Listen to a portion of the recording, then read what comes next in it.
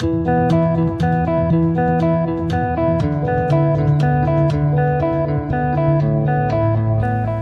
you develop your operating system, there are 4 key areas: your processes and systems, what skills and tools that you use, how you evaluate and measure your organization, and at the middle of it all, your principles and behaviors. In other words, your culture.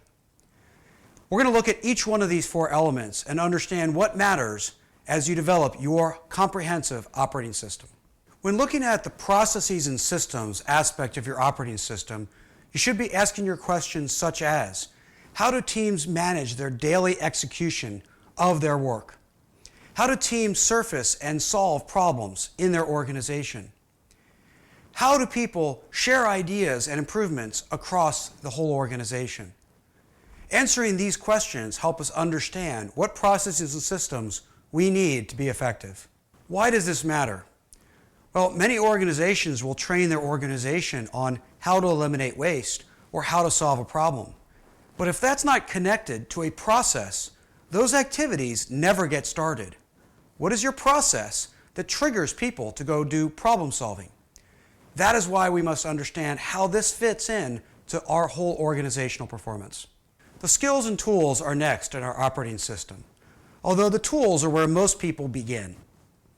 As we understand what tools and skills become part of our operating system, we have to ask ourselves questions like, how do we solve problems? How do we eliminate waste? How do we observe the work? Answering these questions gives us the tools and the skills behind those tools to be successful. Using a tool once is only going to give us awareness. Using it many times with a coach will build skill. And over time, as we learn to teach others, we build mastery.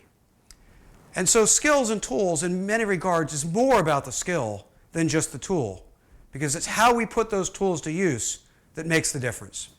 Why is it so important to develop the skills and tools as part of your operating system?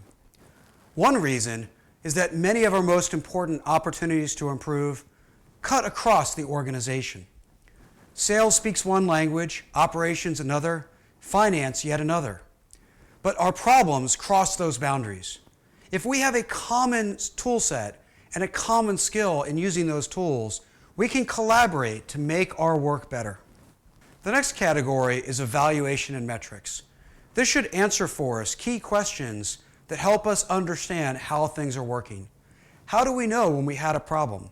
How do we know that the improvement that we just implemented actually worked?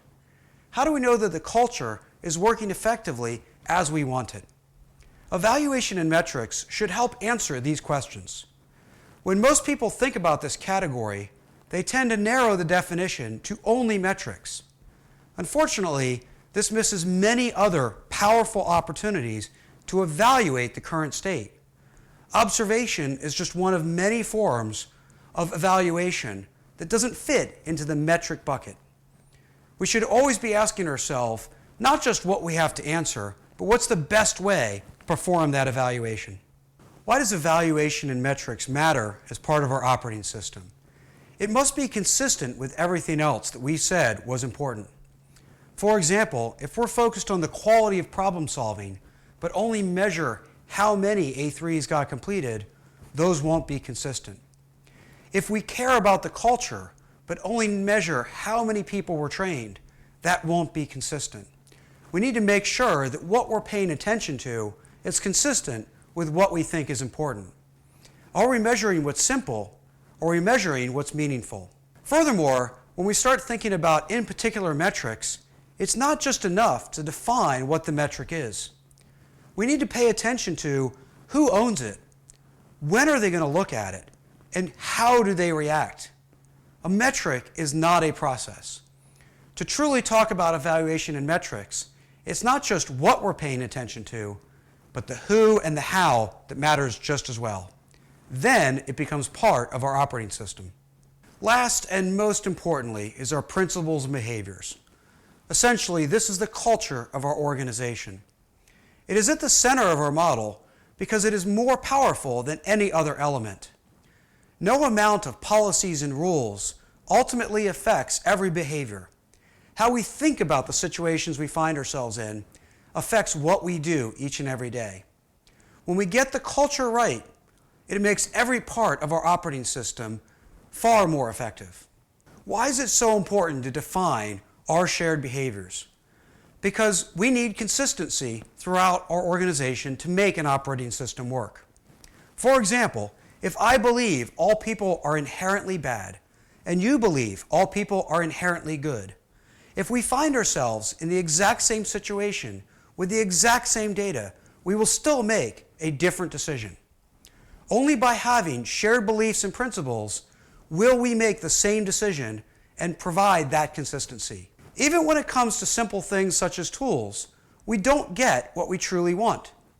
Take problem solving as an example. We might train people on how to do an A3, but are we actually getting the right behaviors out of that? I will go and examine an A3 and see how many times we go from beginning to end without any retracing of our steps. That means that we aren't learning our way through the problem. We're simply treating it as a template to be filled out. If I get the right behavior, that problem solving is a learning process. I will see 2 steps forward and 1 step back because we are learning our way through the problem. Problem solving isn't a template. It ultimately is a skill accompanied by the right behaviors. And only if we get the behaviors right do all our processes and our tools become most effective. That is why behaviors is the centerpiece of any effective operating system.